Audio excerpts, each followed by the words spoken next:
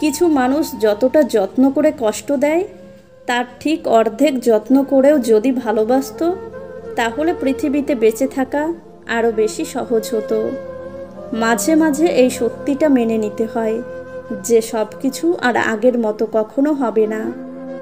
যার কাছে তুমি একসময় সব কিছু ছিলে, আজ তার কাছে তুমি ছাড়া সব কিছুই আছে। তোমাকে হারিয়ে কষ্ট পাই ঠিকই, কিন্তু আফসোস করি না, কারণ যে জেনে বুঝে কষ্ট দিতে পারে সে কখনো সুখ দিতে পারে না। কাকে বিশ্বাস করবেন? কিছু মানুষ তো চোখ মুছতে মুছতেও মিথ্যা বলে। কখনো কখনো পরিসমাপ্তি প্রয়োজন আরও ভালো কিছু করার জন্য। আমরা সেই জাতি 200 টাকা চোরকে গাছে বাঁধি আর 2000 কোটি টাকার চোরকে স্যার ডাকি। হাসতে দেখে ভাবছো আমায় আছি আমি বেশ, আসলে কষ্ট লুকিয়ে হাসতে থাকা আমার পুরনো অভ্যেস। নীরবতাই তার জন্য উৎকৃষ্ট জবাব, যার কাছে তোমার শব্দগুলো মূল্যহীন। হঠাৎ বড়লোক হয়ে ওঠা মানুষদের থেকে সাবধান, কারণ এরা ভুলে যায় এদের আগের অবস্থান। কথাবার্তায় ক্রোধের পরিমাণ খাবারের লবণের মতো হওয়া উচিত। পরিমিত হলে রুচিকর, অপরিমিত হলে ক্ষতিকর। পৃথিবীর সবচেয়ে কঠিনতম পরীক্ষা হলো অপেক্ষা, যে পরীক্ষায় পরীক্ষার্থীদের পাশের থেকে ফেলের সংখ্যা বেশি। কারো ব্যবহারে কষ্ট পেয়ে তার পরিবর্তনের কারণ খুঁজতে যাওয়া বোকামি। আসলে তার কোনো পরিবর্তন ঘটেনি, শুধু তার মুখোশটা খুলে গেছে। বিশ্বাসঘাতকতার দুঃখজনক সত্য হলো এটা শত্রুর কাছ থেকে আসে না। বাবার হাত ধরে উঠে দাঁড়ানোর সৌভাগ্য সব সন্তানের হলেও সন্তানের হাত ধরে উঠে দাঁড়ানোর সৌভাগ্য সব বাবার হয় না। কিছু কিছু মানুষ জানে তারা একে অপরকে ছাড়া ভালো থাকতে পারবে না, কিন্তু তারা এটাও জানে যে তারা কখনো এক হতে পারবে না। হৃদয়কে শেখাও কিভাবে ভালোবাসার মানুষদের দেওয়া হতাশাগুলো গ্রহণ করতে হয়। সবাই বলে মন থেকে কিছু চাইলে পাওয়া যায়, কিন্তু সত্যি কথা বলতে ভাগ্যে যদি না থাকে তাহলে মন প্রাণ দিয়ে চাইলেও পাওয়া যায় না। জলে না নামলে যেমন সাঁতার শেখা যায় না, তেমনই জীবনে কিছু খারাপ সময় না আসলে মানুষ চেনা যায় না। পরিবারের সেই মানুষটাই একদিন হয়ে দাঁড়ায় দোষী, যে নিজের ভোগবিলাস ত্যাগ করে সবাইকে করেছিল খুশি। এখন মানুষের সাথে মানুষের বিয়ে কমই হয়, বেশিরভাগ বিয়ে হয় রূপের সাথে কেরিয়ারের। আমার প্রতি তোমার অবহেলার মাত্রা যেদিন গেল ছাড়িয়ে, আমিও আসমান সমান দূরত্ব দিলাম বাড়িয়ে। ভালোবাসায় সময় চেয়ে নিতে নেই, এ তো উপহারে পাওয়া জিনিস।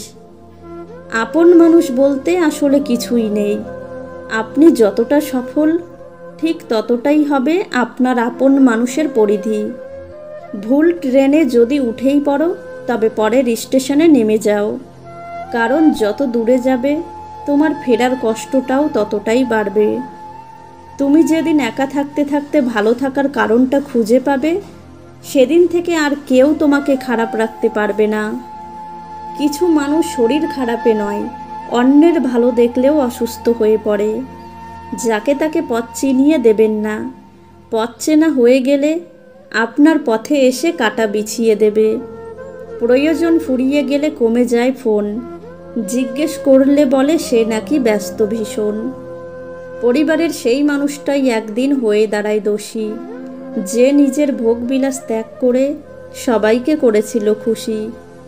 গোপনে যে দান করে সেই দাতা, যে দান করার সময় ফটো তোলে সে তো শুধু বিজ্ঞাপন দাতা। মানুষের স্বার্থপূরণ হয়ে গেলে হঠাৎ আচরণটাও বদল হয়ে যায়। স্ত্রীকে 6টি কথা জীবনে কোনোদিন বলবেন না। নাম্বার 1, তোমার বাবা মা ভালো না, অথবা তাদের গাল মন্দ করা। নাম্বার 2, তোমাকে বিয়ে করে ভুল করেছি। নাম্বার 3, আমি কত টাকা ইনকাম করি তুমি জানো, এভাবে উপার্জনের অহংকার করা। নাম্বার 4, কোনো ছোটোখাটো কারণে মুখের ওপর বলে দেওয়া যে তোমাকে আর আমার ভালো লাগে না। নাম্বার 5, স্ত্রীর খাবার খাওয়া নিয়ে কথা বলা বা বিদ্রূপ করা। নাম্বার 6, স্ত্রীর সামনে কান্না করা। স্ত্রীর সামনে কান্না করলে আপনার দুর্বলতাকে পুঁজি করে সে আপনাকে আবারও আঘাত করতে পারে। আমরা যাদের খুব যত্নে রাখি হৃদয়ের গভীরে, তারাই আমাদের সবচেয়ে বেশি কষ্ট দেয়। খুব নোংরা জলকে যেমন ফিল্টারেও পরিশোধন করা যায় না, তেমনি খুব বেশি খারাপ মানুষকেও ভালোবেসে ভালো করা যায় না। এদের ত্যাগ করা উচিত, না হলে নিজেরই ক্ষতি। কাউকে আনন্দে রাখার দায়িত্ব নিয়ে আবার তুমি তার দুঃখের কারণ হইও না। অতীত যাদের তাড়া করে, তারা আর যাই হোক শত চেষ্টায় শত উপায়েও ভালো থাকতে পারে না।